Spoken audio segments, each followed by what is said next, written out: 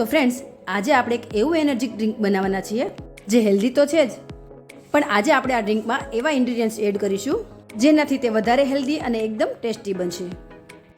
અને સાથે જ આ ડ્રિંક પીવાના બેનિફિટ્સ પણ જાણીશું.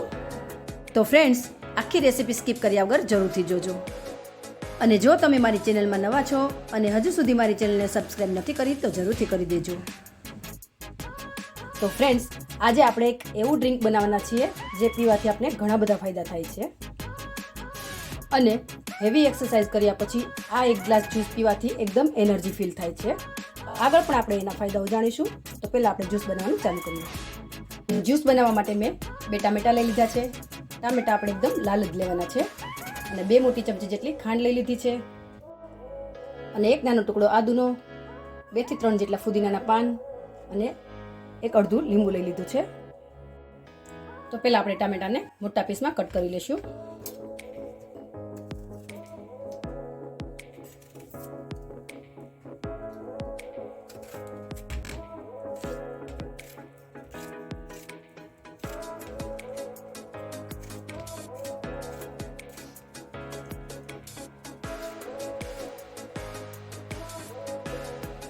ફ્રેન્ડ્સ, ટામેટામાં વિટામિન સી, વિટામિન કે, વિટામિન, પોટેશિયમ, લાઇકોપિન અને ફાઇબર જેવા તત્વો રહેલા છે. ટામેટામાં પોટેશિયમ હોવાથી તે બીપી અને કોલેસ્ટ્રોલને કંટ્રોલમાં રાખે છે. અને ટામેટામાં એકદમ લો કેલેરી હોય છે, એટલે તે વજન ઘટાડવામાં પણ એકદમ મદદરૂપ થાય છે. તો ટામેટા કટ થઈ ગયા છે. હવે આપણે તેને એક મિક્સર જારમાં એડ કરી દઈશું. ફ્રેન્ડ્સ, જો તમારી પાસે મિક્સર જાર ના હોય તો આ રીતનું નાના હોલવાળું ગ્રેટેડ લઈને તમે ટામેટા ગ્રેટ પણ કરી શકો છો. અને તમે આ જ્યુસને બ્લેન્ડરથી પણ બ્લેન્ડ કરી શકો છો. હવે તેમાં મોટી 2 ચમચી જેટલી ખાંડ એડ કરી દઈશું.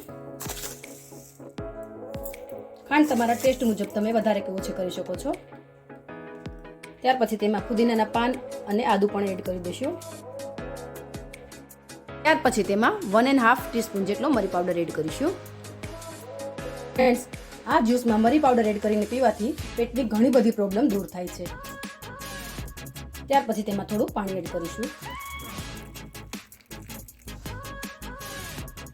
હવે તેને ગ્રાઇન્ડ કરી લઈશું. તો ફ્રેન્ડ્સ, આપણું જ્યુસ બનીને રેડી થઈ ગયું છે. હવે આપણે તેમાં લીંબુનો રસ એડ કરી દઈશું. ફ્રેન્ડ્સ, ટામેટામાં અને લીંબુમાં વિટામિન સીની માત્રા હોય છે. તો આ રીતે ટામેટાના જ્યુસમાં લીંબુ એડ કરીને પીવાથી આપણી સ્કિનને લગતી પ્રોબ્લેમ દૂર થાય છે અને સ્કિનમાં પણ એકદમ ગ્લો આવે છે. હવે આપણે આ જ્યુસને એક વાસણમાં ગાળી લઈશું.